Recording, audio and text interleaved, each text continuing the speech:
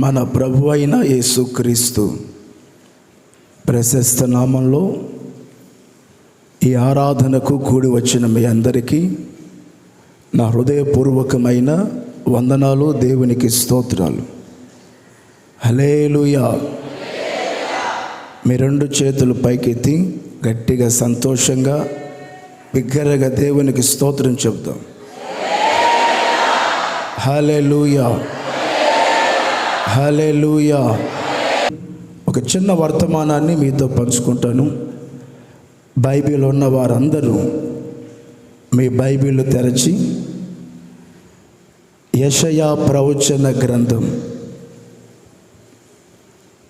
40వ అధ్యాయం, యెషయా ప్రవచన గ్రంథం 40వ అధ్యాయం 31వ వాక్యం. యెహోవా కొరకు ఎదురు చూచువారు నూతన బలము పొందుదురు. వారు పక్షి రాజుల వలె రెక్కలు చాపి పైకి ఎగురుదురు, అలయక పరుగెత్తుదురు, సొమ్మసిల్లక నడిచి పోవుదురు. యెహోవా కొరకు ఎదురు చూచువారు నూతనమైన బలాన్ని పొందుతారు. దేవుని కొరకు ఎవరైతే ఆశా భావముతో ఎదురు చూస్తూ ఉంటారో వారికి దేవుడు క్రొత్త బలాన్ని నేను కలుగు చేస్తాను. పాత బలాన్ని కాదు. ఎవరైతే నా కొరకు ఎదురు చూస్తూ ఉంటారో, ఎవరైతే నా నిమిత్తమై గుండెల నిండా ఒక ఆశ కలిగి, గుండెల నిండా ఒక నిరీక్షణ కలిగి, నా కొరకు ఎవరైతే ఆశా భావముతో ఎదురు చూస్తూ ఉంటారో వారికి నేను నూతనమైన బలాన్ని నేను కలుగు చేస్తాను. క్రొత్త బలము చేత నేను వారిని నింపుతాను. నేనిచ్చే బలాన్ని ఒక వ్యక్తి పొందుకుంటే, నేనిచ్చే శక్తిని ఒక వ్యక్తి పొందుకుంటే, అతను శరీర సంబంధంగా కానీ ఆత్మ సంబంధంగా కానీ ఆ వ్యక్తి దినదిన ప్రవర్ధమానమై తను మువ్వ వేస్తూ ఎదుగుతాడు. నేను క్రొత్త బలము చేత, నూతనమైన బలము చేత ఒక వ్యక్తిని నింపితే, నా కొరకు ఎవరైతే ఎదురు చూస్తారో, నా కొరకు ఎవరైతే ఆశా భావముతో కనిపెట్టుకొని ఉంటారో వారు ఎవరు కూడా బలహీనులుగా ఉండరు. నిస్సత్తువ కానీ, నీరసం కానీ, ఏ రుగ్మత కానీ, ఏ అనారోగ్యము కానీ వారి జీవితాలలో పొడచూపకుండా నేను కాపాడుతాను. నేను నా బలము చేత, నేను నా శక్తి చేత వారందరినీ నేనే నింపుతాను. న్యాయాధిపతుల గ్రంథంలో 16వ అధ్యాయం 17వ వాక్యంలో సాంసోను గురించి ఈ విధంగా లేఖనములో వ్రాయబడి ఉంది. సాంసోను అనే వ్యక్తి చాలా బలము కలిగిన వాడు. సాంసోను బలాఢ్యుడు. ఈ బలం ఎలా కలిగింది? లోకం మూలంగా కానీ, తిండి మూలంగా కానీ, తల్లిదండ్రుల మూలంగా కానీ వచ్చిన బలం కాదు. ఇది దేవుని ఆత్మ ద్వారా, పరిశుద్ధాత్మని ద్వారా కలిగిన బలము. ఈ బలం దేవుడు ఒక వ్యక్తిని తన బలము చేత, తన క్రొత్త బలము చేత దేవుడు నింపితే, తను చేతులారా దేవుడిచ్చిన బలాన్ని ఎలా పోగొట్టుకుంటున్నాడో ఆ వాక్యంలో మీరు చదవండి. 16వ అధ్యాయం 17వ వాక్యం.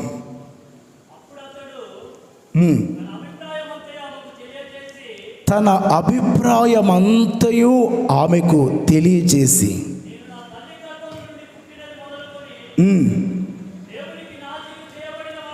నేను దేవునికి నాజీరు చేయబడిన వ్యక్తిని, నా తల మీదికి మంగళ కత్తి రాలేదు, నాకు క్షౌరము చేసిన ఎడల నా బలము నాలో నుండి తొలగిపోయి ఇతర మనుషుల వలె నేను కూడా బలాన్ని కోల్పోయిన వ్యక్తిగా మార్చబడతాను. తలలు పైకెత్తాలి. దేవుడు ఈ సేవకుని, ఈ ప్రవక్తని, న్యాయాధిపతిని ఆయన బలము చేత నింపాడు. బలవంతునిగా దేవుడు మార్చాడు. పరాక్రమ కలిగిన బలాఢ్యుడా, దేవుని ప్రజలైన వారిని, ఇశ్రాయేలీని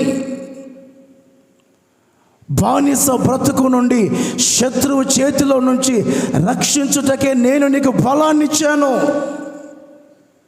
దేవుడు ఇందుకొరకు ఈ వ్యక్తికి నూతనమైన బలాన్ని, క్రొత్త బలాన్ని దేవుడిస్తే, ఆ దేవుడిచ్చిన బలాన్ని చేతులారా పోగొట్టుకునే ప్రక్రియను ప్రారంభించాడు. ఒక స్త్రీ అడుగుతూ ఉంది, నిన్ను దేని చేత నేను బంధించవచ్చు? నీ బలాన్ని ఎలా నేను పోగొట్టాలి? నీ కృపను ఏ విధంగా నేను పోగొట్టాలి? దేవుడు నీకు ఇచ్చిన ఆత్మ సంబంధమైన వరములను ఏ విధంగా పోగొట్టాలి?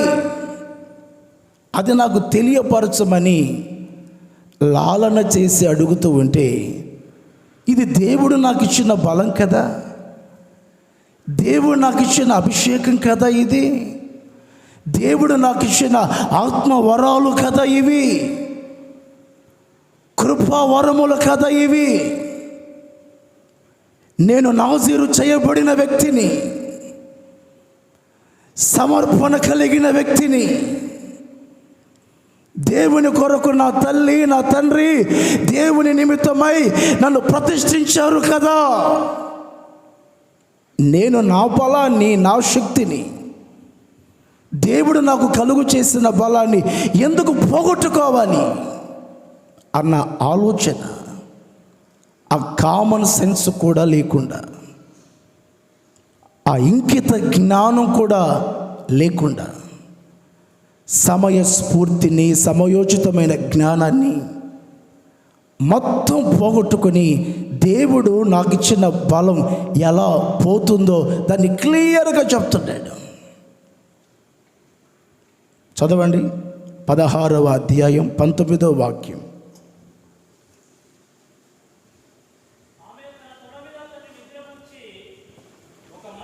తన అభిప్రాయం అంతటిని దెలీలాకు చెప్పాడు, ఒక స్త్రీకి చెప్పాడు.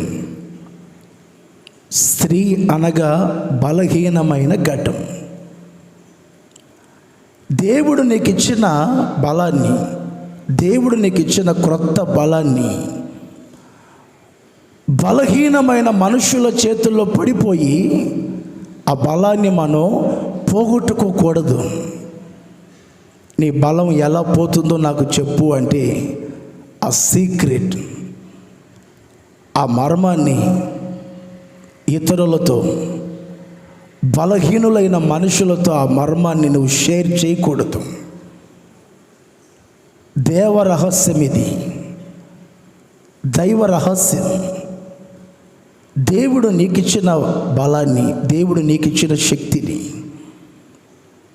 తను పూర్తిగా పోగొట్టుకునే ప్రక్రియను ఆరంభించి, ఆ విషయాలన్నిటినీ ఆ బలహీనమైన మనిషికి చెప్తే ఆ బలహీనురాలు, ఆ బలహీనమైన మనిషి తనకి నిద్ర కలుగు చేసి నిద్రపుచ్చి ఆ వెంట్రుకలన్నిటినీ పూర్తిగా తొలగించి వేసింది.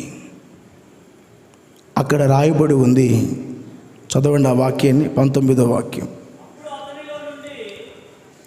మొదటి నుంచి. నిద్రపుచ్చి ఒక మనుష్యుని పిలిపించి 7 జడలను క్షౌరము చేయించి అతనిని బాధించుటకు మొదలుపెట్టెను. అప్పుడు అతనిలో నుండి బలము పూర్తిగా తొలగిపోయింది. దేవుడు నిన్ను బలవంతునిగా చేస్తే, దేవుడు నిన్ను శక్తి కలిగిన పాత్రగా చేస్తే, నీకై నీవు నీ చేతులారా దేవునికి ఇచ్చిన బలాన్ని పోగొట్టుకునే ప్రక్రియను ఆరంభించావా? దేవుడిచ్చిన అభిషేకాన్ని ఒకవేళ పోగొట్టుకునే పనిని ఆరంభించావా? ఈ నూతన సంవత్సరంలో నా దేవుడు మీ ఒక్కొక్కరిని నూతనమైన బలము చేత నా దేవుడు నింపునుగాక, బలపరుచునుగాక. రాజుల మొదటి గ్రంథం 19వ అధ్యాయం 8వ వాక్యం. ఏలియా దైవజనుడు లేచి భోజనము చేసి ఆ భోజనపు బలము చేత 40 రాత్రింబగళ్ళు ప్రయాణము చేసి, చూడండి, దేవుడిచ్చిన శ్రేష్టమైన ఆహారాన్ని తిన్నాడు. దేవుడు అతనికిచ్చిన ఆహారాన్ని తిని, దేవుడిచ్చిన ఆహారం, దేవుడిచ్చిన మన్నా, దేవుడిచ్చిన ఫుడ్ తను తీసుకొని బలాన్ని పొందుకున్నాడు. ఈ రోజున మనం నూతనమైన బలాన్ని పొందుకోవాలి, నూతనమైన శక్తిని మనం పొందుకోవాలి అంటే మొదట ఆయన కొరకు మనం ఎదురు చూచే మనుషుల వలె మార్చబడాలి. రెండవది, ఆయనిచ్చే ఆహారాన్ని మనం భుజించాలి. ఎవరిచ్చే ఆహారాన్ని చెప్పాలి? ఎవరిచ్చే ఆహారాన్ని? దేవుడు మనకిచ్చే ఆహారాన్ని మనం భుజించాలి. దేవుడిచ్చిన ఆహారాన్ని ఏలియా తిన్నాడు. ఆ భోజనపు బలము చేత 40 రాత్రింబగళ్ళు ఎడతెరుపు లేకుండా తను ప్రయాణం చేస్తూనే ఉన్నాడు. తన పరుగు, తన గమ్యం, తన గురి ఎక్కడ కూడా ఆగిపోవటమే లేదు. శోధన కలిగిన, రోగాల మీద రోగాలు వచ్చినా, ఏ తెగులు సమీపిస్తూ ఉన్నా, ఏ చీకటి సమీపిస్తూ ఉన్నా, ఏ అంధకారము సమీపిస్తూ ఉన్నా, ఏ గాఢాంధకారం సమీపిస్తూ ఉన్నా, నా కుడి ప్రక్కన, నా ఎడమ ప్రక్కన 1000 మంది కూలిపోతూ ఉన్నా సరే, నా పరుగు, నా గమ్యం, నా విశ్వాస యాత్ర, నా భక్తి, నా ఆరాధన ఎక్కడ కూడా ఆగిపోదు. ఎందుకు ఆగిపోదు? నేను తిన్న ఆహారం పరలోకము నుంచి ఆయన కురిపించిన శ్రేష్టమైన మన్నాలు తిన్నాను. దేవుడిచ్చే ఆహారాన్ని పూజించాను. ఈ ఆహారం శక్తికి మించిన ప్రయాణం చేసేటట్లు చేసింది. ఈ ఆహారం రోగాన్ని అధిగమించేటట్లు చేసింది. దేవుడు నాకు ఇచ్చిన ఆహారం ప్రతి సమస్యను అధిగమించే శక్తినిచ్చింది. కనుక నేను శక్తికి మించిన ప్రయాణాన్ని చేస్తాను. సులువుగా చిక్కులు పెట్టే ప్రతి బలహీనత నన్ను ఏది కూడా అడ్డుపరచలేదు. జలుబు వచ్చిందని, దగ్గు వచ్చిందని, తుమ్ము వచ్చిందని, జ్వరం వచ్చిందని నా ప్రయాణాన్ని ఇది ఏది కూడా ఆపలేదు. నా గురి, నా గమ్యం, నా గోల్ విశ్వాసమునకు కర్త అయిన యేసు వైపు, ఆయన వైపు మాత్రమే ఉంది.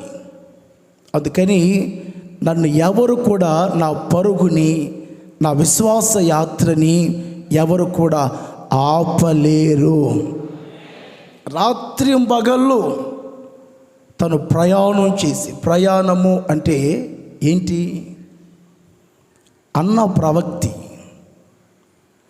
అన్న అనే ప్రవక్తి దేవుని సన్నిధిలో ఉండి రాత్రింపగళ్ళు ఉపవాస ప్రార్థనలతో ఆయనకు సేవ చేసింది. నీ ప్రయాణం ఏంటి? సియోనుకే నా ఓడ పయనం, ఆగదు ఏ చోట, నా విశ్వాస ఓడ యాత్ర కొనసాగుచున్నది. కొనసాగించే యేసు నా పక్షమై ఉండగా. నీ గురి, నీ గమ్యం నూతన యెరూషలేముకు మనం చేర్చబడాలి. నిత్య సియోనులో ఆయనతో పాటు మనం ఉండాలి. ఆ సియోనులో, ఆ నూతన యెరూషలేములో, ఆ దేవుని రాజ్యములో మనం ఉండాలి అంటే రాత్రింపగళ్ళు ఉపవాస ప్రార్థనలతో దేవునికి మనం సేవ చేయాలి. ఎవరికి? రాత్రింపగళ్ళు దేవునికి మనం సేవ చేయాలి. ఈ భోజనపు బలము చేత దేవుని పర్వతం చేరుకున్నాడు. నా దేవుడు నూతనమైన బలం చేత, నూతనమైన శక్తి చేత నిన్ను ఎందుకు నింపాలని కోరుకున్నాడో తెలుసా? నీవు దేవుని పర్వతం చేరుకోవాలి. నూతన యెరూషలేము నువ్వు చేరుకోవాలి. సియోను నీవు చేరుకోవాలి. చేతులు లెగవట్లేదా? హల్లెలూయా రాదా?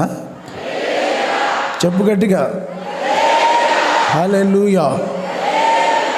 యెహోవా కొరకు ఎదురు చూచువారు నూతనమైన బలాన్ని పొందుదురు. నూతనమైన బలాన్ని పొందుకున్న వ్యక్తులు ఏం చేస్తారు? అక్కడే వ్రాయబడి ఉంది,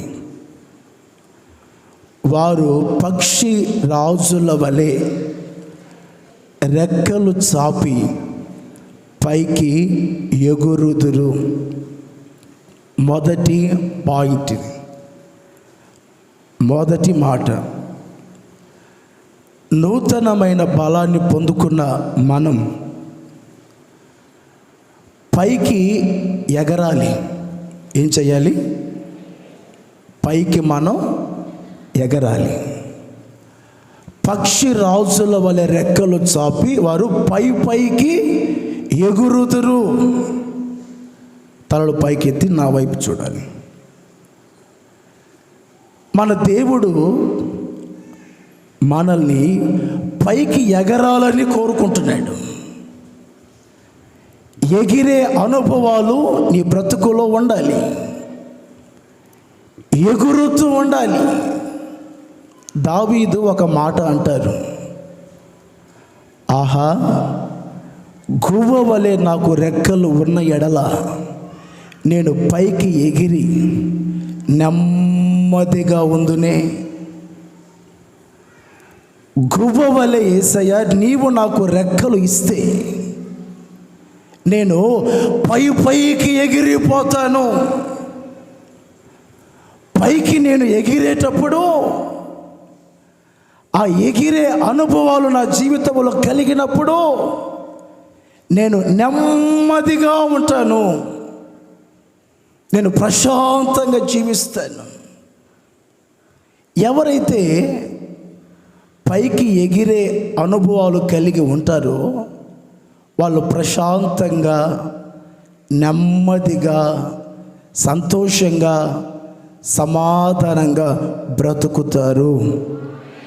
చెప్పాలి గట్టిగా.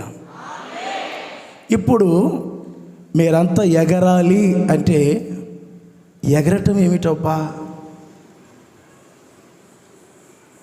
కొంతమంది నూతన సంవత్సరం రాగానే మంచి సౌండ్ పెట్టి, మంచి మ్యూజిక్ పెట్టి ఎగరాలి అంటాడు. ఆ సంఘం అంతటిని ఎగిరిస్తూ ఉంటాడు. ఇంకో వాళ్ళ చప్పట్లు కొడతా పైకి కిందికి ఎగురుతుంటాడు. ఎందుకంటే పాస్టర్ గారు ఎగరమని చెప్పాడు, అందుకని సంఘం అంతా ఎగురుతున్నారు. ఎగరటము అంటే ఏంటి? అక్కడ ఏమని రాయబడి ఉంది? వారు పక్షి రాజుల వలె రెక్కలు చాపి పైకి ఎగురుదురు. ఎగరాలట. ఏంటి? యెషయా గ్రంథం 31వ అధ్యాయం 5వ వాక్యం. పక్షులు ఎగురుచు తమ పిల్లలను కాపాడునట్లు సైన్యములకు అధిపతియగు యెహోవా యెరూషలేమును కాపాడును. తలలు పైకెత్తాలి. ఎగరటము అంటే అర్థం ఏంటంటే కాపాడబడటం. ఎగరటము అంటే అర్థం ఏంటంటే కాపుదల, కాపాడుకోవాలి. ప్రతి విశ్వాసి నూతనమైన బలాన్ని పొందుకున్న తర్వాత, క్రొత్త బలము చేత నింపబడిన తర్వాత నువ్వు పైకి ఎగిరే అనుభవాలు ఉండాలి. పైకి ఎగరటము అంటే అర్థం ఏంటంటే నిన్ను నీవు కాపాడుకోవాలి. కాపాడుకునే కృపను నువ్వు పొందుకోవాలి. దేన్ని కాపాడుకోవాలి? చదవండి. ద్వితీయోపదేశ కాండం 4వ అధ్యాయం 9వ వాక్యం. అయితే నీవు జాగ్రత్త పడుము, నీవు కన్నులారా చూచిన వాటిని మరువక యుండునట్లును అవి నీ జీవిత కాలమంతయు నీ హృదయములో నుండి తొలగిపోకుండునట్లును నీ మనస్సును బహు జాగ్రత్తగా కాపాడుకొనుము. తళ్ళు పైకెత్తాను. నీ మనస్సును నీవు బహు జాగ్రత్తగా కాపాడుకొనుము. నూతనమైన బలాన్ని పొందుకున్న ప్రతి విశ్వాసి పైకి ఎగిరే అనుభవాలు ఉండాలి. కాపాడుకునే అనుభవాలు నీ బ్రతుకులో, నీ జీవితంలో ఉండాలి. శరీర సంబంధంగా నీ దేహాన్ని కాపాడుకోవాలి. ఆత్మ సంబంధంగా నీ భక్తిని, నీ ఆత్మీయ జీవితాన్ని నీవు కాపాడుకోవాలి. ఎలా కాపాడుకోవాలి? జాగ్రత్త లేకుండా కాదు, బహు జాగ్రత్త కలిగి నీ మనస్సును నీవు కాపాడుకొనుము. పైకి ఎగరటము అంటే నీ జీవితాన్ని, నీ మనస్సును నువ్వు జాగ్రత్త కలిగి ప్రతిదినం ప్రతి గడియ నీ దేహాన్ని, నీ మనస్సును నీవు కాపాడుకునే ప్రక్రియను ఆరంభించాలి. కాపాడుకునే ప్రాసెస్ నీవు స్టార్ట్ చేయాలి. ఎందుకు నీ మనస్సును కాపాడుకోవాలి? ఎందుకు నీ హృదయాన్ని నీవు కాపాడుకోవాలి? అక్కడే వ్రాయబడి ఉంది, నీవు కన్నులారా చూచిన వాటిని మరువక యుండునట్లు. నీవు నీ కన్నులారా దేన్నైతే చూసావో దాన్ని మరిచిపోకుండా ఉండాలి అంటే నీ మనస్సును, నీ హృదయాన్ని నీవు కాపాడుకోవాలి. నీవు కన్నులారా దేన్ని చూచావు? పౌలు గారు, పరిశుద్ధుడైన పౌలు గారు ఒక మాట అంటారు, నేను నా కన్నులారా ఆకాశము నుండి ఒక దర్శనాన్ని, ఒక దివ్యమైన తేజస్సును, ఒక వెలుగును నేను నా కన్నులారా చూచాను. ఆ వెలుగు, ఆ దర్శనం, ఆ మహిమ నా జీవితాన్ని సంపూర్ణంగా మార్చివేసింది. అగ్రిపరాజా, ఆకాశము నుండి నాకు కలిగిన ఆ దర్శనానికి నేను అవిధేయుడను కాను. నేను నా కళ్ళతో నా ప్రభువుని చూశాను. నేను నా కళ్ళతో వెలుగును చూశాను. నేను మర్చిపోను. ఆ వెలుగును విడిచిపెట్టే సేవకుని కాదు, ఆ మహిమను విడిచిపెట్టే విశ్వాసుని కాదు, తుచ్చమైన అభిలాషల్లో పడిపోయి శ్రేష్టమైన స్వాస్థ్యాన్ని పోగొట్టుకునే వ్యక్తిని కాదు. క్షణికమైన సుఖభోగాలకు నా జీవితాన్ని అప్పగించుకొని దేవుని స్వాస్థ్యాన్ని, దేవుని సింహాసనాన్ని పోగొట్టుకునే వ్యక్తిని కాదు. నేను పొరపాటున మరిచిపోయే వ్యక్తిని కాదు. నీ మనస్సును నీవు బహు జాగ్రత్త కలిగి నీ మనస్సును నీవు కాపాడుకోవాలి. కాపాడుకుంటే నీవు కన్నులారా ఏ దర్శనాన్ని అయితే చూసావో, నీ కళ్ళతో ఎవరిని చూసి ఆయన సన్నిధికి వచ్చావో, నీతో సూటిగా ఎవరు మాట్లాడుతూ వచ్చారు, ఆ దేవుణ్ణి మరిచిపోకుండా, ఆ ఉపదేశాన్ని మరిచిపోకుండా, ఆ దర్శనాన్ని కోల్పోకుండా నువ్వు జీవించాలి అంటే దేవుని వాక్యం నీతో చెబుతున్న మాట, నీ హృదయాన్ని బహు జాగ్రత్త కలిగి నీ హృదయాన్ని, నీ మనస్సును నీవు కాపాడుకోవాలి. ఎగరటము అంటే ఏంటి? బ్రేక్ డ్యాన్స్ కాదు, కూచిపూడి నాట్యం కాదు.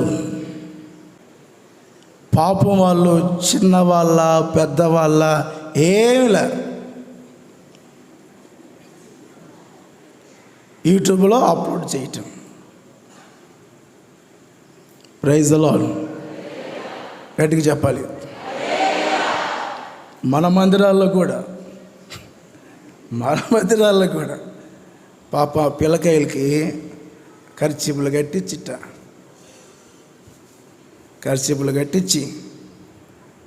ఎర్ర సొక్కలు వేపించి, వాళ్ళతో ఎర్ర సొక్కలు వేపించి, తార వేలేసింది. ఏంటి ఇది? ఎగరటం అంటే ఇదా? నీ జీవితాన్ని, నీ మనస్సును నువ్వు కాపాడుకోవాలి. నీ ఆలయాన్ని కాపాడుకోవాలి. నీ ఇంటిని, నీ భక్తిని నువ్వు జాగ్రత్త కలిగి కాపాడుకోవాలి. మరి కాపాడుకునే పనిని మనం చేస్తున్నామా, లేక కాపాడుకోలేకపోతున్నామా? దేవుడిచ్చిన వాటిని, దేవుడిచ్చిన తలాంతులే కానీ, దేవుడు నీకు ఇచ్చిన కృప వరములే కానీ, దేవుడు నీకు ఇచ్చిన అభిషేకమే కానీ, దేవుడు నీకు ఇచ్చిన ప్రార్థనాత్మనే కానీ నువ్వు కాపాడుకునే పనిని చేస్తున్నావా? దాన్ని పోగొట్టుకునే కార్యక్రమాలు ఆరంభించావా? యాకోబు పత్రిక 1వ అధ్యాయం 27వ వాక్యం. దేన్ని మనం కాపాడుకోవాలి అంటే మన మనస్సును మనం కాపాడుకోవాలి. తండ్రి అయిన దేవుని ఎదుట పవిత్రమును నిష్కలంకమైన భక్తి ఏదనగా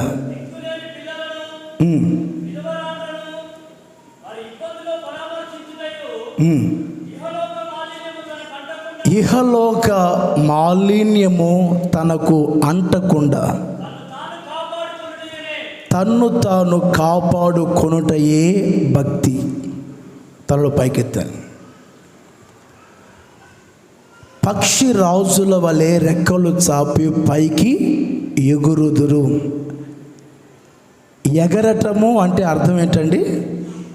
కాపాడుకొనుట, కాపాడుకోవటం. భక్తి ఏదనగా ఇహలోక మాలిన్యము నీకు అంటకుండా, ఇహలోక పాపము, తుచ్చమైన అభిలాషలు, శరీర సంబంధమైన క్రియలు అవి నీకు అంటకుండా, ఏ పాపము కూడా నీకు అంటకుండా నీ జీవితాన్ని, ప్రభు నీకు ఇచ్చిన ఆ పరిశుద్ధమైన జీవితాన్ని, ఆ పవిత్రమైన జీవితాన్ని నీవు చక్కగా కాపాడుకొనుటయే భక్తి. నేను ప్రతి ఆదివారం మందిరానికి వెళ్తాను. వారానికి 2 రోజులు ఉపవాస ప్రార్థన చేస్తాను. నేను దశమ భాగాలు ఇస్తాను, నేను కానుకలు ఇస్తాను అని నీ దేహాన్ని, నీ పవిత్రతని చెరుపుకుంటూ ఉంటే అది భక్తి కాదు. నేను తెల్లబట్టలు వేసుకున్నాను, ప్రతి ఆదివారం ప్రతి శనివారం మీకు చక్కగా బోధిస్తున్నాను.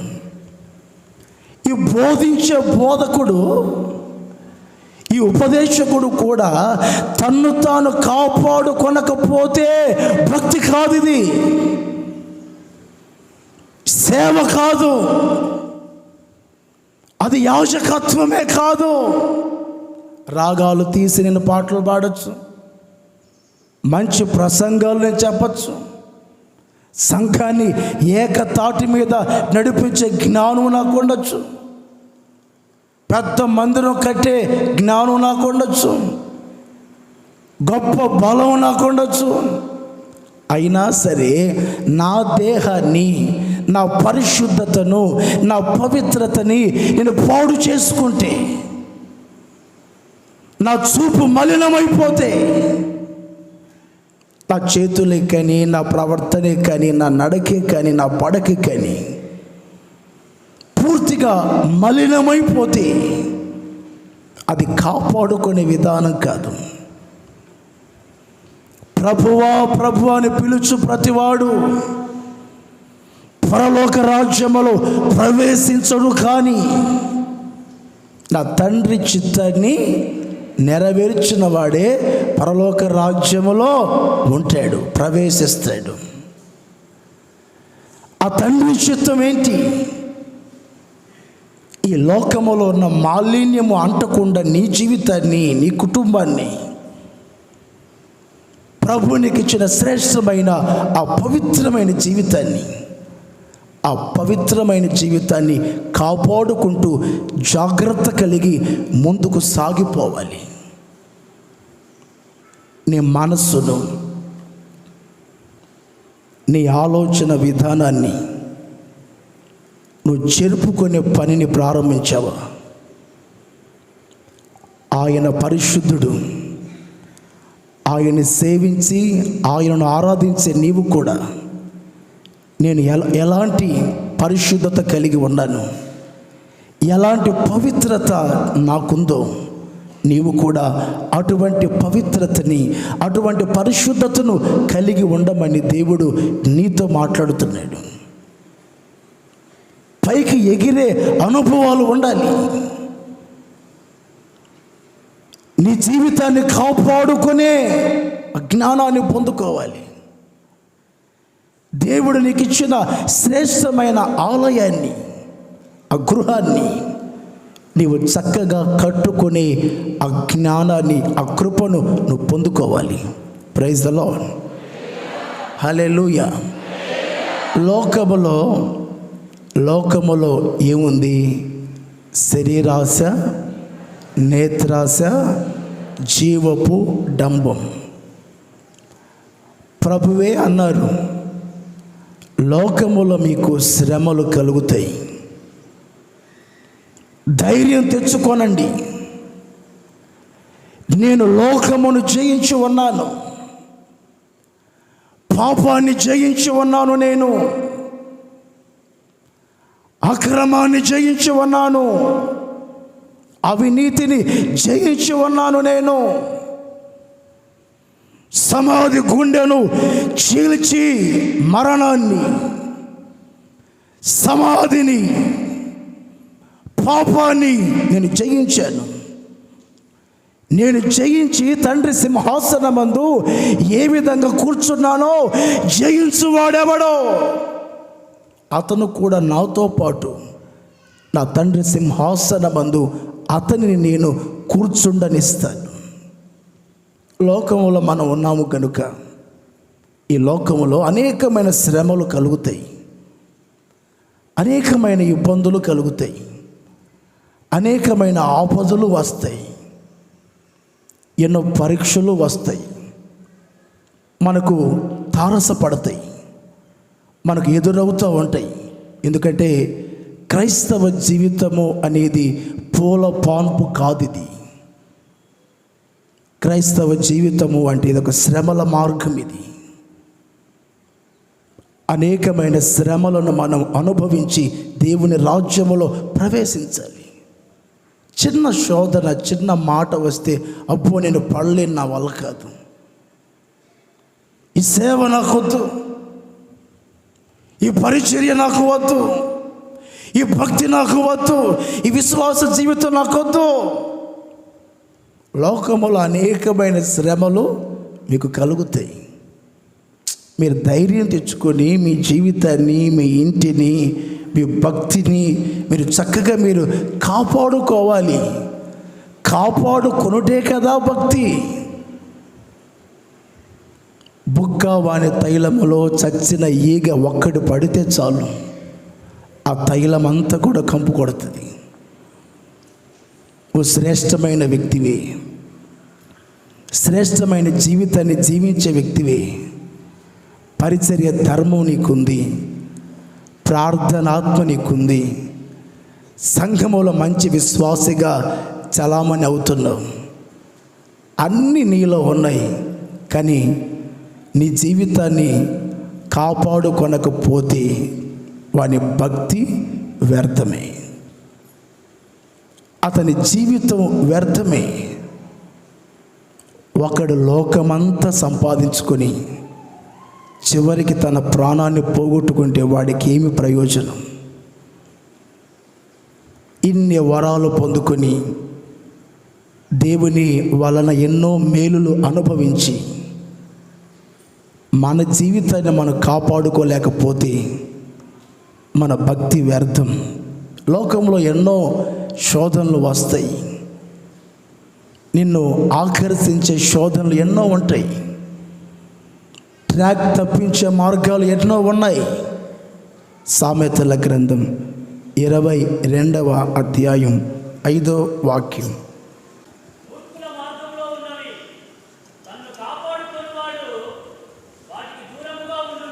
తళ్ళు పైకెత్తాలి.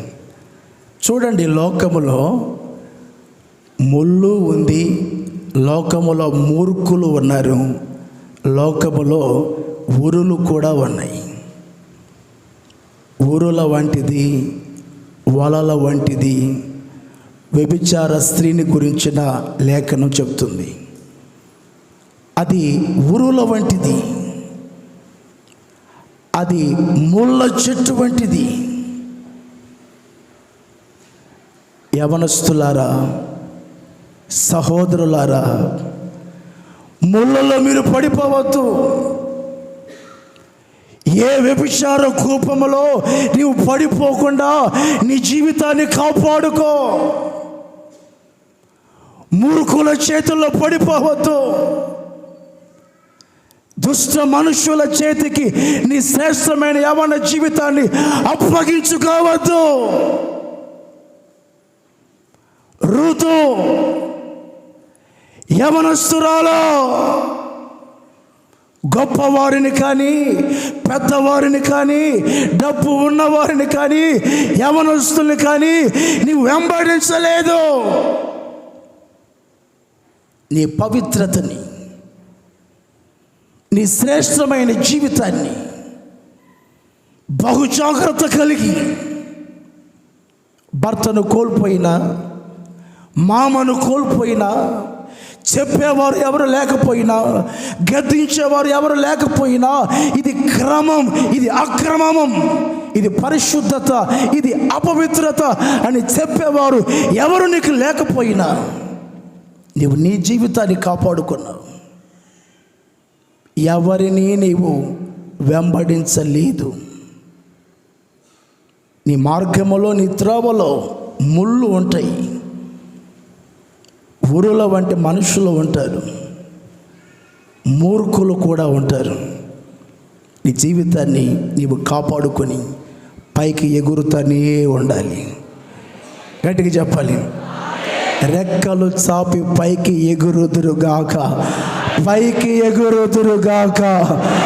కాపాడుకునే అభిషేకముతో ఒక్కొక్కరిని నా దేవుడు నింపునుగాక. ఆదికాండం 19వ అధ్యాయం 1వ వాక్యం. ఆ ఇద్దరు దేవదూతలు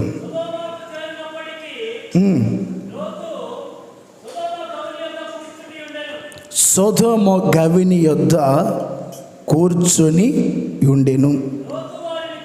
తల్ల పైకెత్తాను. చూడండి, మూర్ఖులైన ఈ తరము వారికి వేరే మీరు జీవించమని దేవుని వాక్యం చెప్తుంది. సొదొమ గొమొర పట్టణములో అక్కడ ఉండకుండా, ఊరి లోపల ఉండకుండా, ఊరి బయటకు వచ్చి అక్కడ కూర్చున్నాడు. ఎక్కడ కూర్చున్నాడు? గవిని యొద్ద కూర్చున్నాడు. ఊర్లో కాదండి. మీరు వాక్యములో కూడా చదువుకోండి. యేసుక్రీస్తు కూడా గవిని వెలుపట శ్రమ పొందెను అని వ్రాయబడి ఉంటుంది. గవిని వెలుపట, గవిని యొద్ద కూర్చొని ఉన్నాడు. ఈ మూర్ఖులతో నాకు సంబంధం లేదు, ఈ పరికి మాలిన మనుషులతో నాకు సంబంధం లేదు. నా భక్తి, నా నీతిని నేను కాపాడుకోవాలి. నా ప్రార్థన, నా ఆరాధన, నా కుటుంబాన్ని, నా పిల్లల్ని నేను కాపాడుకోవాలి. గవిని యొద్ద కూర్చొని ఉన్నాడట. ఈ విధంగా నీ కుటుంబాన్ని, నీ పిల్లల్ని, నీ కలిగిన సమస్తాన్ని నీవు కాపాడుకునే వ్యక్తిగా మార్చబడితే నీ ఎదుట, నీ యొద్దకు దేవుని దూతలు దిగి వస్తారు. దేవుడు ప్రత్యక్షమవుతాడు నీ యొద్దకు. చెప్పు గట్టిగా, హల్లెలూయా. రెండో విషయాన్ని కూడా మీకు చెప్తాను, గట్టిగా చప్పట్లు కొడదాం. చదువు యెషయా గ్రంథంలో.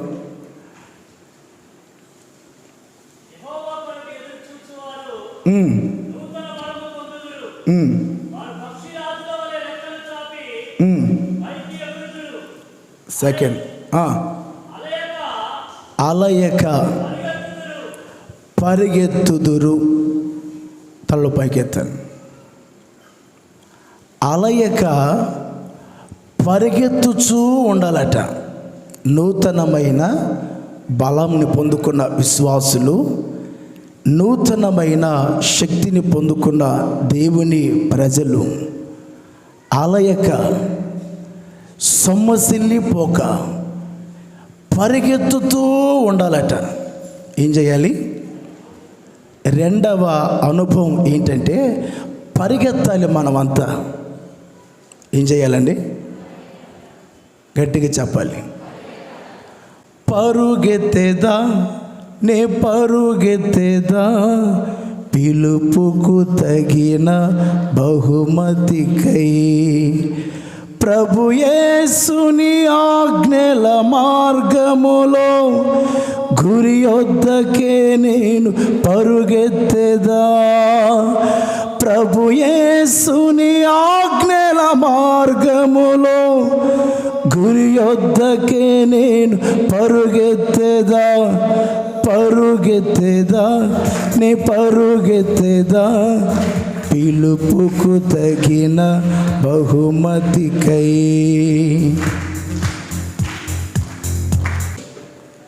ఎలా పరిగెత్తాలి? మనం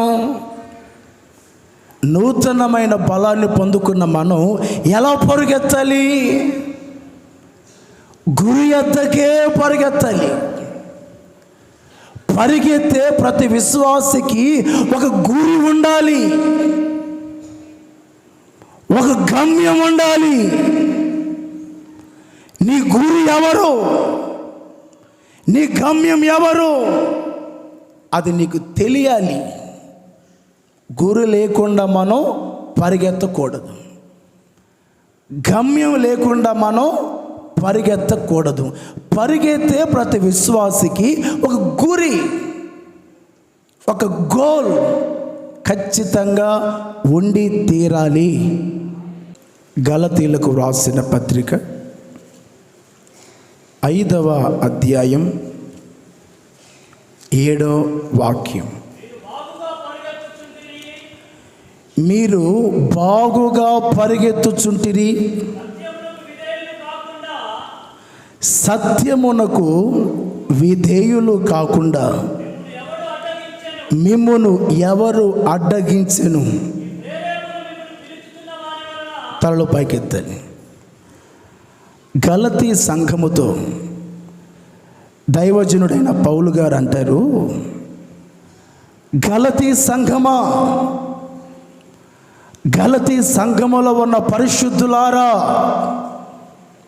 మీరంతా బాగుగా పరిగెత్తుతున్నారు, మంచిగా పరిగెత్తుతున్నారు, మంచిగా భక్తి చేస్తున్నారు. అయితే మీరు పరిగెత్తుతున్నారు కానీ వీళ్ళు ఎలా పరిగెత్తుతున్నారో వీళ్ళకి అర్థం కాకుండా పరిగెత్తుతున్నారు. పౌలు గారు అంటారు, సత్యమునకు మీరు విధేయులు కాకుండా పరిగెత్తుతున్నారు. సత్యము అంటే ఎవరు? యేసు, నేనే మార్గమును, నేనే సత్యమును, నేనే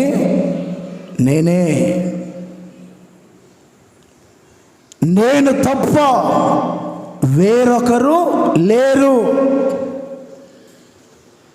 నీకు మార్గం నేనే, నీకు జీవం నేనే, నీకు గమ్యం నేనే, నీకు సత్యాన్ని కూడా నేనే.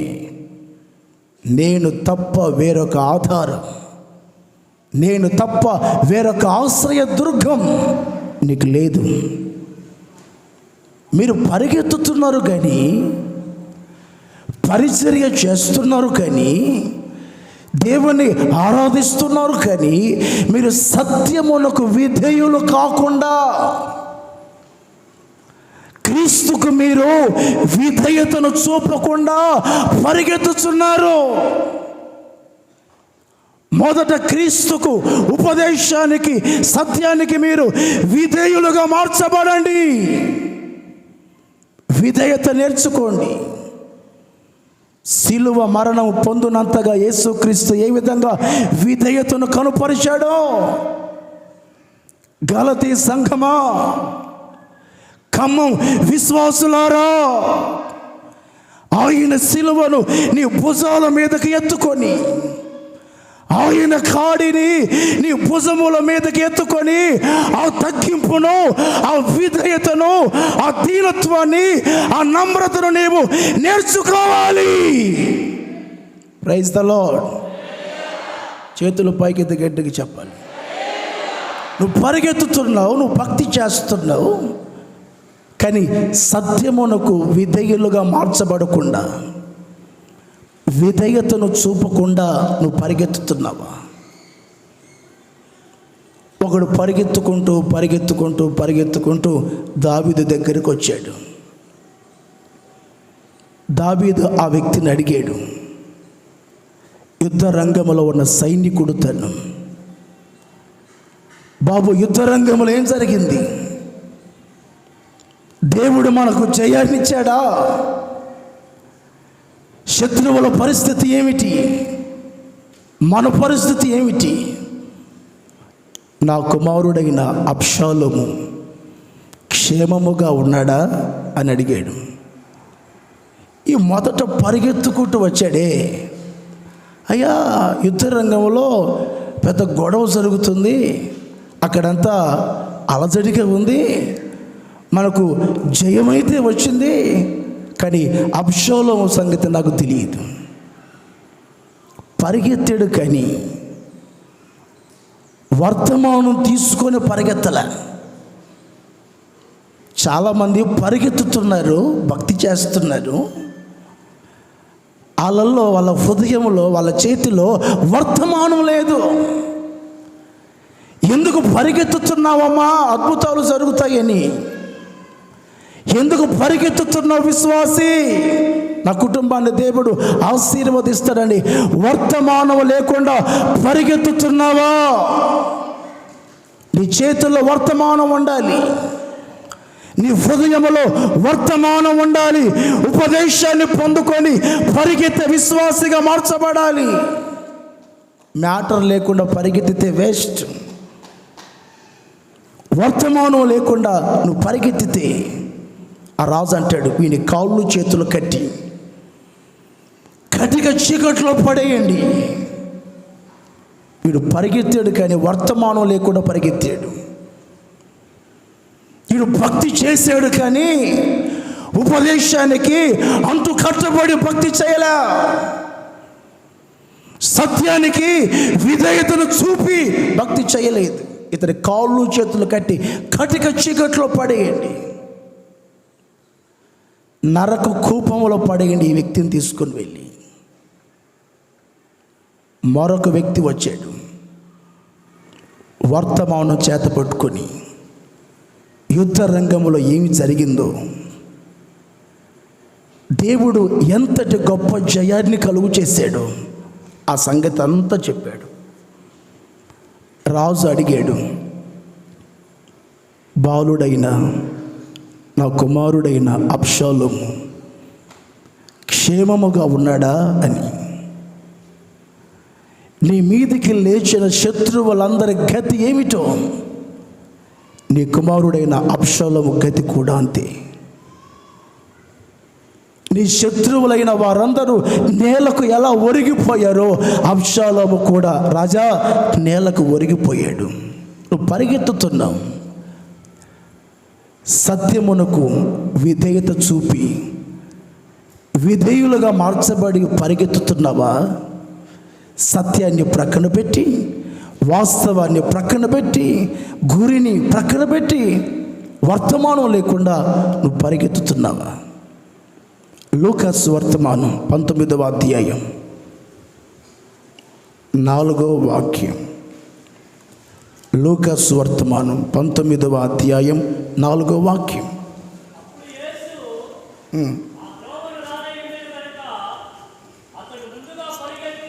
జక్కయ్య అనే వ్యక్తి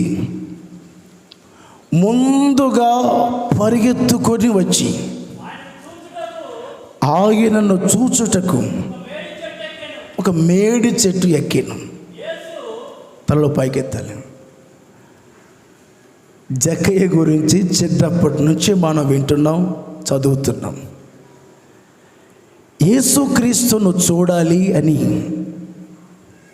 నా కనులారా యేసయ్యను చూడాలి అని, ఆయన ముఖ దర్శనాన్ని చేయాలి, ఆయన స్వరూప దర్శనము చేత నా ఆశ తీర్చబడాలి అన్న ఉద్దేశంతో పరిగెత్తుకుంటూ మేడు చెట్టు దగ్గరికి వచ్చి ఆ చెట్టును ఎక్కి పైన ఉన్నాడు.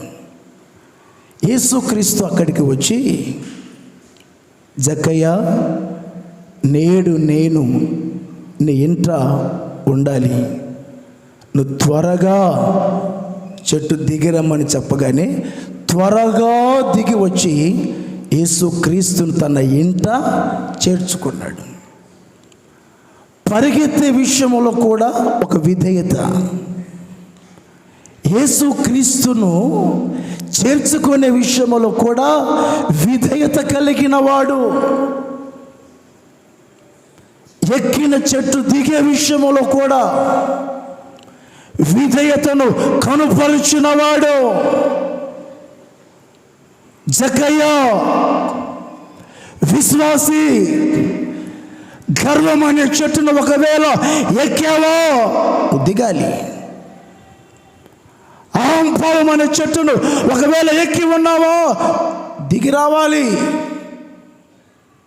ఎక్కే అనుభవాలు ఒకవేళ నీ బ్రతుకులో ఉన్నాయో నువ్వు దిగి రావాలి.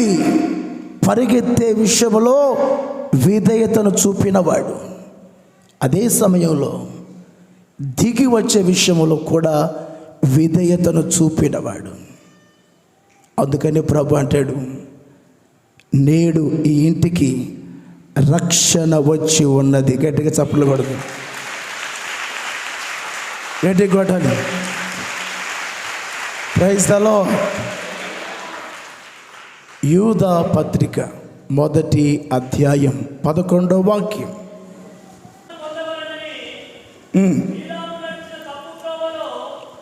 తప్పు త్రోవలో ఆతురముగా పరిగెత్తిరి. తళ్ళు పైకెత్తాలి. బిలాము నడిచిన తప్పు త్రోవలో ఆతురముగా పరిగెత్తారట. ఎలా పరిగెత్తారు? ఆత్రంగా. ఎలా పరిగెత్తారు? ఆతురముగా పరిగెత్తారు. గెహజీ, ఓ దైవజనుడా, ఎక్కడికి పరిగెత్తుతున్నావు? విశ్వాసి, ఎక్కడికి పరిగెత్తుతున్నావు?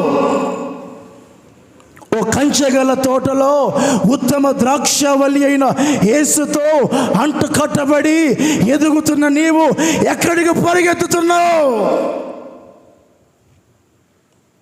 రథములను చూసి, గుర్రములను చూసి, డప్పును చూసి, బంగారును చూసి పరిగెత్తుతున్నావా?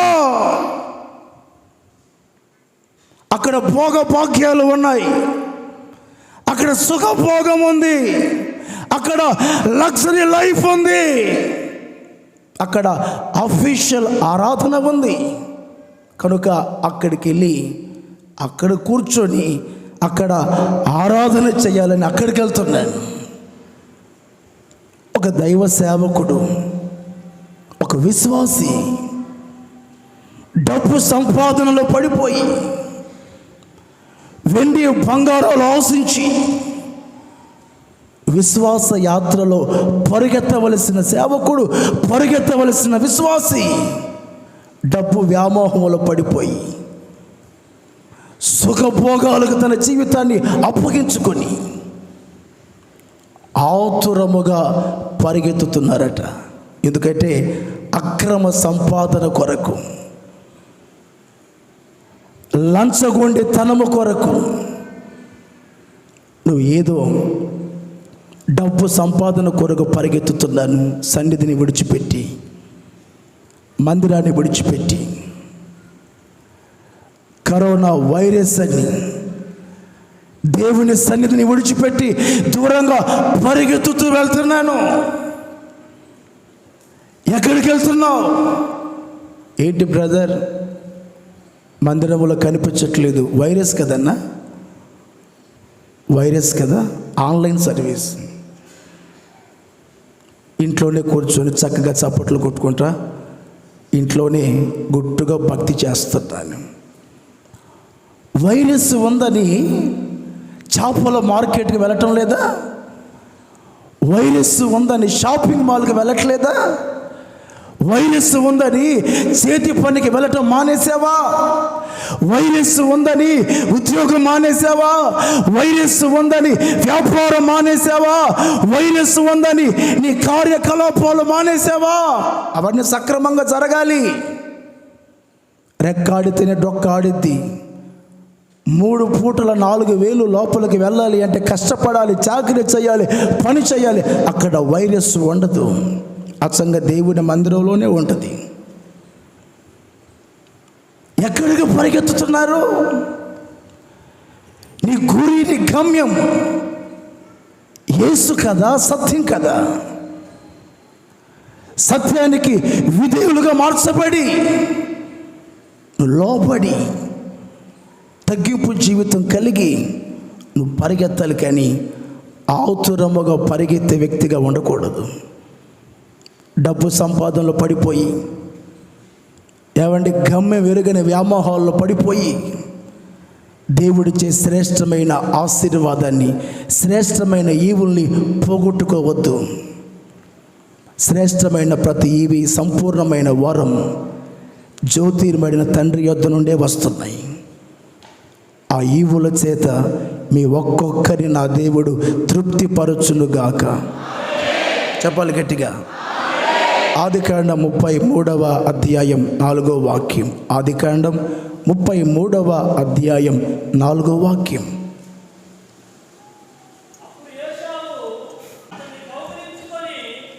మనం ఏశావు గురించి ఎన్ని మాటలు మాట్లాడతామండి? తలలు పైకెత్తి నా వైపు చూడాలి. తిండిపోతని,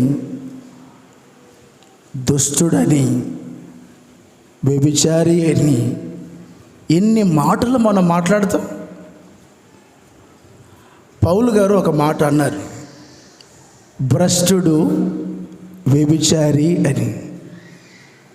ఆ వాక్యం చదువుకున్నప్పుడు పౌలు గారు ఎవరు? మనిషి కదా. ఏశావు గురించి దేవుడు అన్నాడా అతడేమన్నా భ్రష్టుడు, వ్యభిచారి, నీచుడని? పౌలు ఒక మనిషి కదా. మనిషి మరొక సాటి మనుషుని గురించి వాడు భ్రష్టుడు, వ్యభిచారి అని చెప్పాడు. దేవుడు చెప్పలా.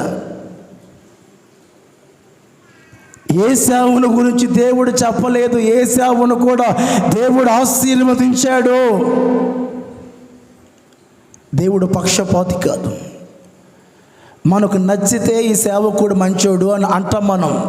మనకు నచ్చకపోతే మంచోడు కాదంటాం. మనకు నచ్చితే ఈ విశ్వాసి చాలా మంచిది అని చెప్తాం. మనకు నచ్చకపోతే తను మంచిది కాదండి అని చెప్తాం. మనుషులం కదా. మనిషి స్వభావం, మనిషి యొక్క నైజం తనకి అనుకూలంగా నడిస్తే, తనకు ఇష్టంగా నడిస్తే మంచోడు, ఇష్టంగా నడవకపోతే మంచోడు కాదు, దుర్మార్గుడు అండి అని చెప్తాను. ఏశావాట పరిగెత్తుకుంటూ వెళ్ళి తన తమ్ముడిని గట్టిగా హత్తుకున్నాడు. పరిగెత్తుకుంటూ వెళ్ళి, అంటే దేని కొరకు మనం పరిగెత్తాలి? సమాధానం కోరుకునే వ్యక్తివైతే నువ్వు పరిగెత్తుకుంటూ వెళ్ళాలి. Praise the lord. సమాధానము కొరకు పరిగెత్తే విశ్వాసిగా నీవు మార్చబడాలి. జ్యేష్ఠుల సంఘము కొరకు పరిగెత్తే విశ్వాసిగా నీవు మార్చబడాలి. సియోను కొరకు పరిగెత్తే విశ్వాసిగా మార్చబడుదువుగాక. Praise the lord. ఆ వ్యక్తి సమాధాన పడినా సమాధాన పడకపోయినా, అతను పలకరించినా పలకరించకపోయినా, అతను పట్టించుకున్నా పట్టించుకోకపోయినా నువ్వు పరిగెత్తుకుంటూ వెళ్ళి అతనితో సమాధాన పడాలి. శక్యమైతే మనుషులందరితో కూడా మనం ఎలా ఉండాలి? గట్టిగా చెప్పాలి. ఎలా? సమాధానంగా జీవించాలి మనం. రెండవది, పరిగెత్తే అనుభవాలు మన జీవితాలలో ఉండాలి. ముచ్చటగా మూడో మాట చెప్పి ముగిస్తాను. గట్టిగా చప్పట్లు కొట్టు. చదువు. సొమ్మసిల్లక నడిచిపోవుదురు. నడవాలి. దేవుడు మనల్ని నడవాలి అని కోరుకుంటున్నాడు. తలలు పైకెత్తి నా వైపు చూడాలి. మనం ఎలా నడవాలి, ఎలా నడిపించబడాలని దేవుడు కోరుకుంటున్నాడు. దినవృత్తాంతముల 2వ గ్రంథం 7వ అధ్యాయం 17వ వాక్యం. నీ తండ్రి అయిన దావీదు నడిచినట్లుగా నీవు కూడా నాకు అనుకూలముగా నడిచి నేను నీకు ఆజ్ఞాపించుచున్న దాని అంతటి ప్రకారము చేసి నా కట్టడలు నా న్యాయ విధులను అనుసరించిన ఎడల మనం ఎలా నడవాలి అంటే దేవుని ఎదుట, దేవుని దృష్టి ఎదుట అనుకూలముగా నడవాలి, ప్రతికూలముగా కాదు. దేవునికి ఇష్టానుసారమైన వ్యక్తిగా, దేవుని చిత్తాన్ని తెలుసుకొని గ్రహించి దేవుని చిత్తానుసారముగా మనం నడవాలి. సొలొమోను నీ తండ్రి అయిన దావీదు నా ఎదుట అనుకూలముగా నడిచాడు కనుక నీవు కూడా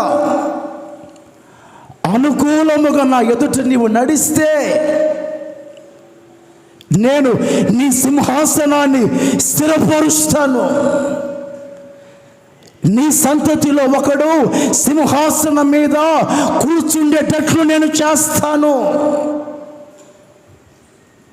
ఇది నా శాసనం, ఇది నా వాగ్దానం, ఇది నా ప్రమాణం. అనుకూలముగా నడవటము అంటే ఏంటి? దేవుని కట్టడలు, దేవుని విధులు, దేవుని ఆజ్ఞల్ని తూచా తప్పక పాటించటం. దేవుని ఎదుట, ఆయన కనుదృష్టి ఎదుట దేవుని ఆజ్ఞల్ని, దేవుని కట్టడలు, దేవుని విధుల్ని మనం పాటిస్తున్నామా? అనుసరించే వ్యక్తులమేనా? నా కట్టడలు, నా విధులు నువ్వు ఎవరైతే అనుసరిస్తారో, పాటిస్తారో వారు నాకు అనుకూలముగా నడిచే వ్యక్తులు. దేవునికి అనుకూలముగా నీవు నడవాలి, కానీ దేవునికి ప్రతికూలముగా ఏ ఒక్కరు కూడా నడవకూడదు. దేవునికి ప్రతికూలముగా నడిస్తే ఆ పర్యవసానం వేరుగా ఉంటుంది, ఆ తీర్పు వేరుగా ఉంటుంది. రాజా, నీవు నా ఎదుట అనుకూలముగా ప్రవర్తించలేదు గనుక నిన్ను తూకములో పెట్టి, కాటాలో పెట్టి తూకం వేశాను. నీవు తక్కువగా కనపడ్డావు కనుక కొన్ని దినాలు సింహాసనాన్ని కోల్పోతావు, రాజ్యాన్ని కోల్పోతావు. మానవ మృగములాగా మారిపోయి అడవిలో గడ్డి మేసేటట్లు చేస్తాను. నా ఎదుట నీవు అనుకూలముగా నడవకుండా ప్రతికూలంగా నడిచావు. దేవుని కట్టడలు, దేవుని విధులు, దేవుని ఆజ్ఞల్ని కాలితో తొక్కే వ్యక్తిగా మార్చబడుతున్నావా? వాటిని పాటించే వ్యక్తిగా మార్చబడుతున్నావా? యెహోవా కొరకు ఎదురు చూచువారు నూతనమైన బలాన్ని పొందుతారు, వాళ్ళు పైకి ఎగురుతారు, వారు పరిగెత్తుతూ ఉంటారు. వారు చక్కగా అనుకూలముగా యథార్థమైన జీవితం కలిగి దేవుని ఎదుట దేవుని సన్నిధిలో అనుకూలముగా నడుస్తాడు.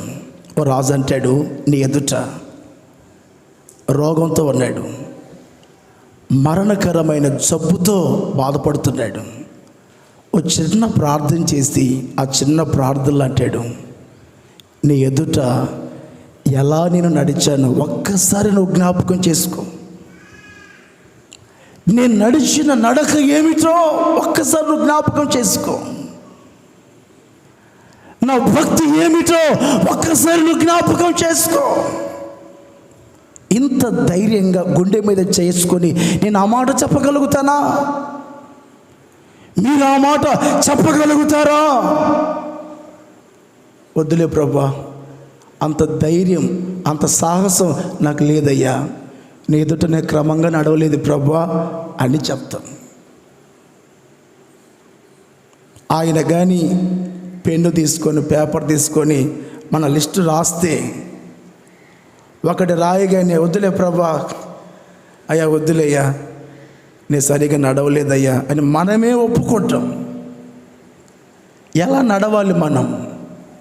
దేవుని ఎదుట దేవుని సన్నిధిలో అనుకూలముగా నడవాలి.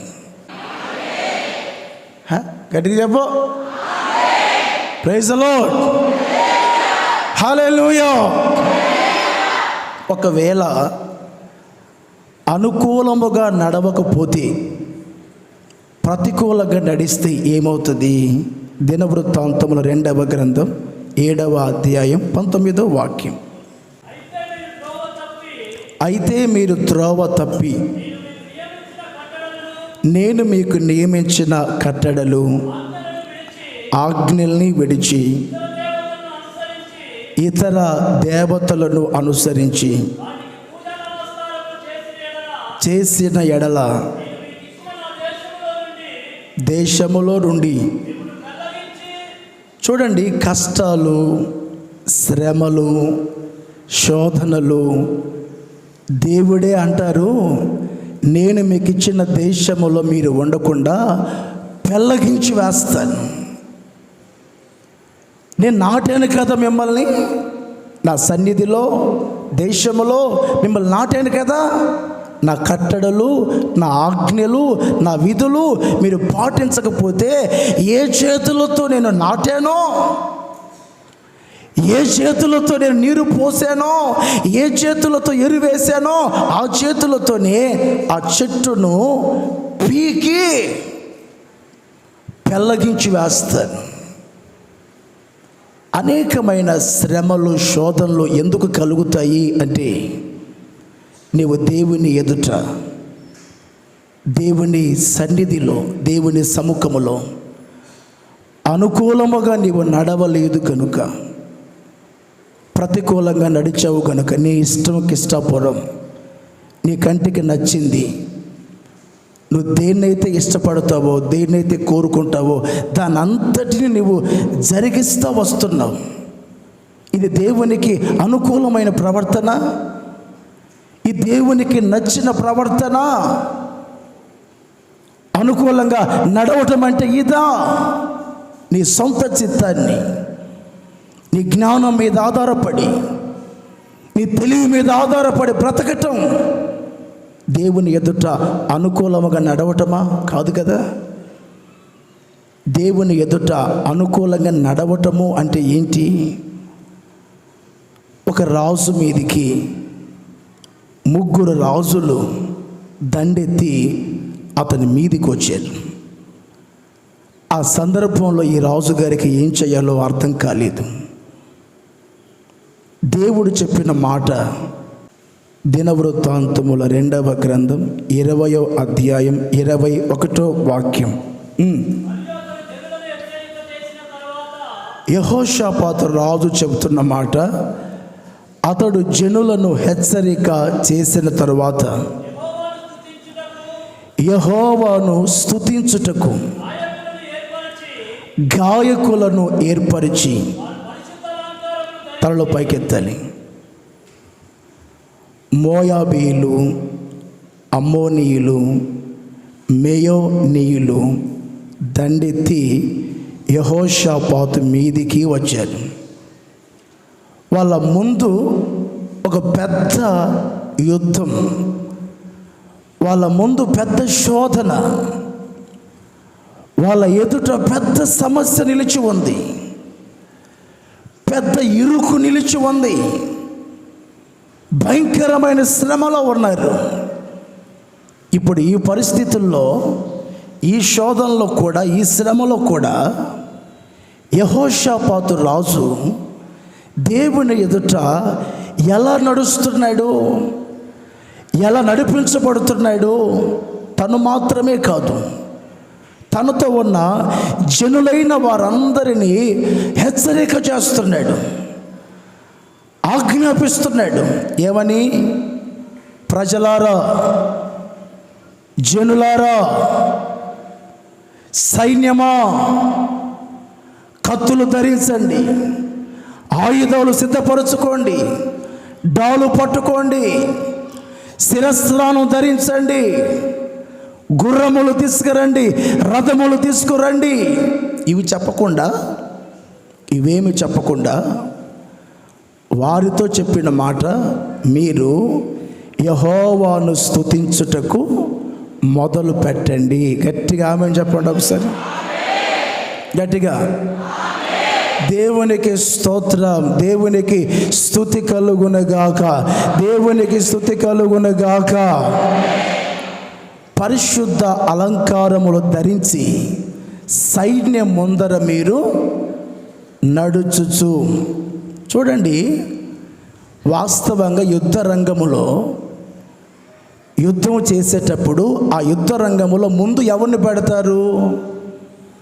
బలాఢ్యుల్ని పెడతాడు, వీరుల్ని పెడతాడు, శూరుల్ని పెడతాడు.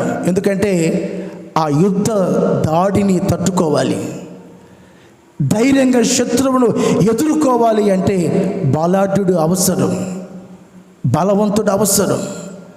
కూడి ఎడమల ఆయుధములు విసరగలిగిన శక్తి కలిగిన నైపుణ్యత కలిగిన వ్యక్తులు అవసరం. వారినే యుద్ధ రంగములో ముందు భాగములో నిలవ పెడతాడు సైన్యాధిపతి.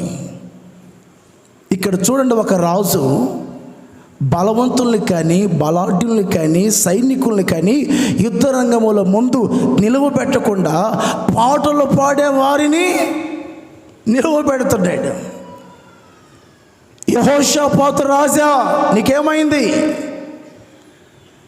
గొప్ప యుద్ధం ఇది, యుద్ధ రంగములో మనమున్నాం, గొప్ప శోధనలో మనమున్నాం, కఠినమైన శ్రమలో మనమున్నాం. సైన్యం ముందు ఎవరు ఉండాలి? బలాఢ్యులు, బలవంతులు, శక్తి కలిగిన వారు ఉండాలి, పాటలు పాడేవారు ఉండాలా? ఇదేం నాయకత్వం? ఇదేంటయ్యా? నీకు మైండ్ పని చేయట్లేదా? పత్రికలో ఈ విధంగా వ్రాయబడి ఉంది. మీకు శ్రమ కలిగిందా? మీకు శ్రమ కలిగిందా? మీరు పాటలు పాడాలి. Praise the lord. మీకు సంతోషం వచ్చిందా? మీకు సంతోషం వచ్చిందా? మీరు పాటలు పాడాలి. మీకు శ్రమ వచ్చిందా? మీరు ప్రార్థన చేయాలి.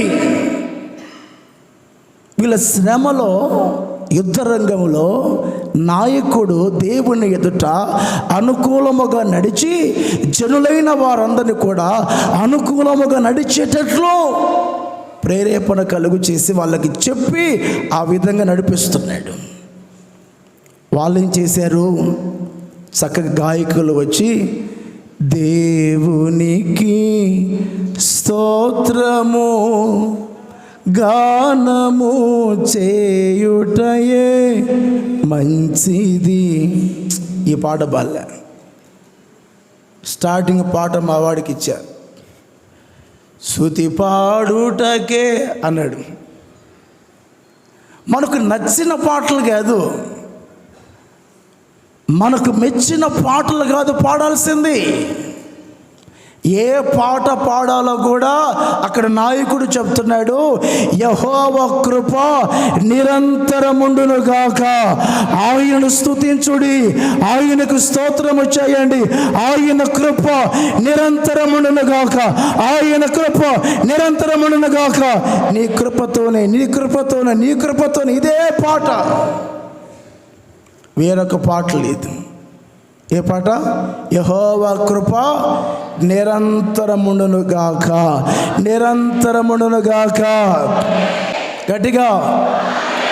ఫరోను అతని సైన్యమును ఎర్ర సముద్రములో ముంచివేసెను.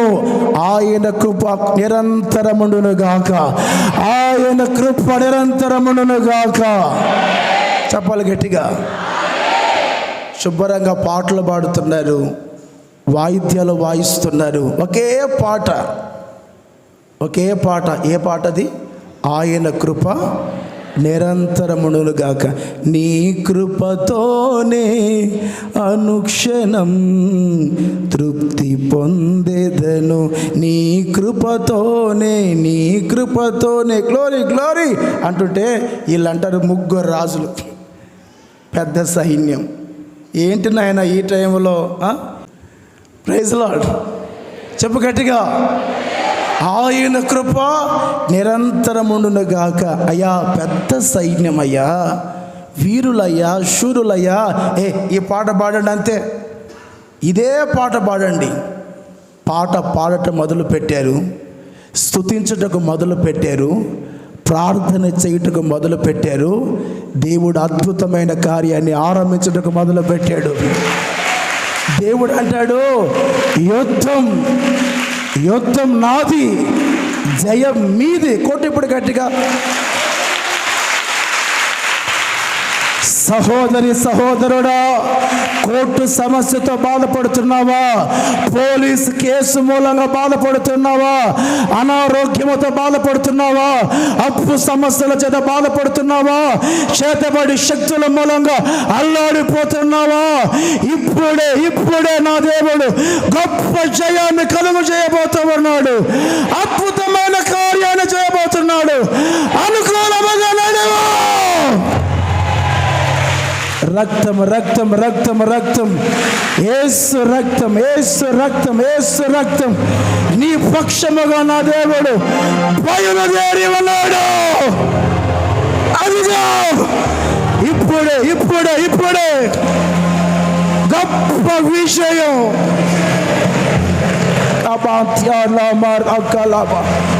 సమర సంఘాన్ని దేవుడు మ్రోగించి ఉన్నాడు. విజయ పతాకం ఎగురవేసేటట్లు చేయబోతున్నాడు. సమస్యను చూసి భయపడవద్దు, రోగాన్ని చూసి భయపడవద్దు, తెగులు చూసి భయపడవద్దు. స్తుతించుటకు మొదలు పెట్టు.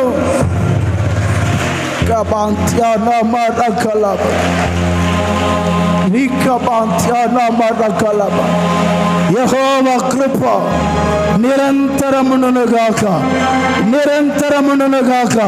నా కృప నీకు చాలు, నా కృప నీకు చాలు. నీ బలహీనతలో నా దేవుని కృప కమ్ముకుంటుంది. విడుదల, స్వస్థత, క్షేమం. రైట్ నౌ, ఇప్పుడే ప్రతి వ్యాధి, ప్రతి తెగులు తొలగిపోవునుగాక.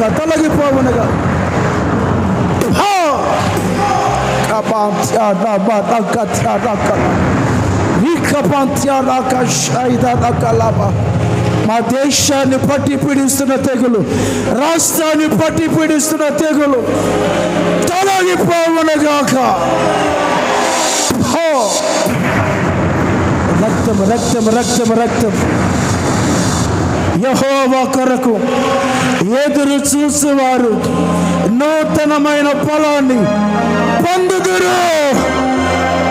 కొత్త బలముతో నా దేవుడు నింపుతున్నాడు, కొత్త బలముతో నా దేవుడు నింపుతున్నాడు. పొందుకో. బలాన్ని పొందుకో, కొత్త బలాన్ని పొందుకో.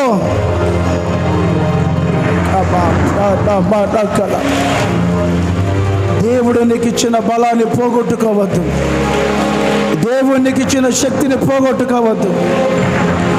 సాంసోను దేవుడు తనకిచ్చిన బలాన్ని, తనకిచ్చిన శక్తిని పోగొట్టుకున్నాడు.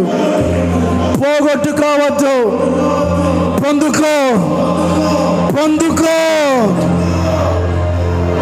ఆయన కొరకు ఎదురు చూసే వారందరికీ నూతన బలం, నూతన బలం, నూతన శక్తి, నూతన అభిషేకం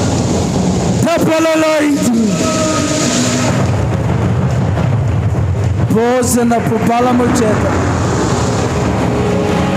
శక్తిని పొందుకున్నాడు, బలాన్ని పొందుకున్నాడు.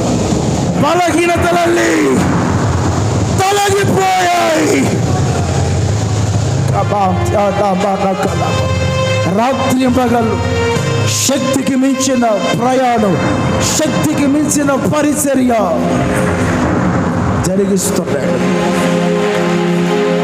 రాత్రి పగళ్ళు ఉపవాస ప్రార్థనలతో రేయింపవలు దేవునికి సేవ చేసింది. దేవుని పర్వతమని హోరేబునకు చేరుకున్నాడు.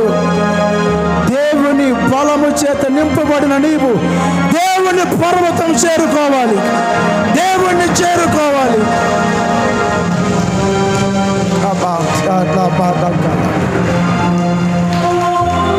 నూతనమైన బలాన్ని పొందుకున్న వారు పక్షి రాజు వలె రెక్కలు చాపి పైకి ఎగురుదురు. ఎగరాలి. పక్షి రాజు పైకి ఎగురుతూ తన పిల్లల్ని ఏ విధంగా కాపాడుకుంటుందో నీ జీవితాన్ని, నీ హృదయాన్ని, నీ ఇంటిని, నీ ఆలయాన్ని కాపాడుకోవాలి. యేసయ్యా, కాపాడుకునే జ్ఞానం ఇవ్వండి అయ్యా, కాపాడుకునే వివేకముతో నింపండి యేసయ్యా.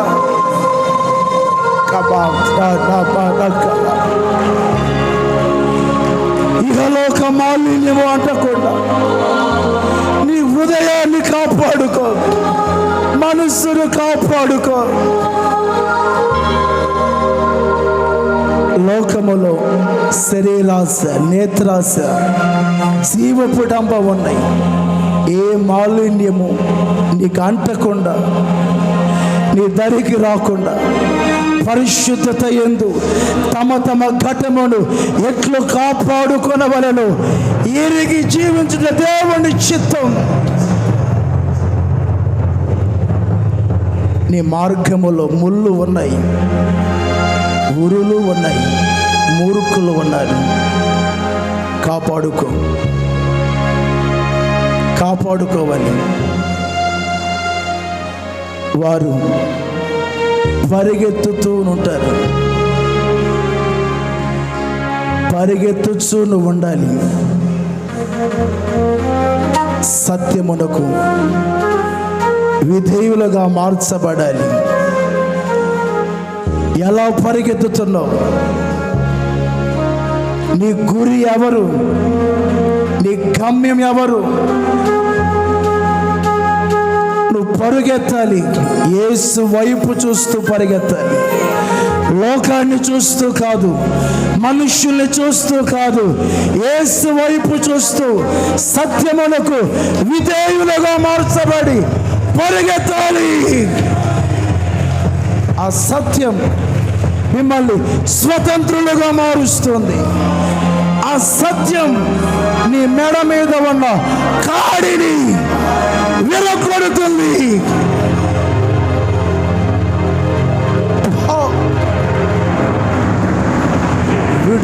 విడుదల. స్వతంత్రులుగా ఒక్కొక్కరు మార్చబడాలి. yes, thank you Lord, thank you Jesus. జక్కయ్య పరుగెత్తాడు. విధేయత కలిగిన వాడై పరిగెత్తాడు, యేసును చేర్చుకున్నాడు. తన ఇంటికి రక్షణ కలిగింది, తన జీవితము కూడా మార్చబడింది. రక్షణ ఆనందము చేత ఆయన నింపాడు. విధేయత కలిగి నువ్వు పరిగెత్తితే నీ ఇంటికి రక్షణ, నీకు రక్షణ. చెప్పన సఖ్యము కానీ మహిమాయుక్తమైన ఆనందముతో ఒక్కొక్కరిని నా దేవుడు నింపుతున్నాడు. హల్లెలూయా.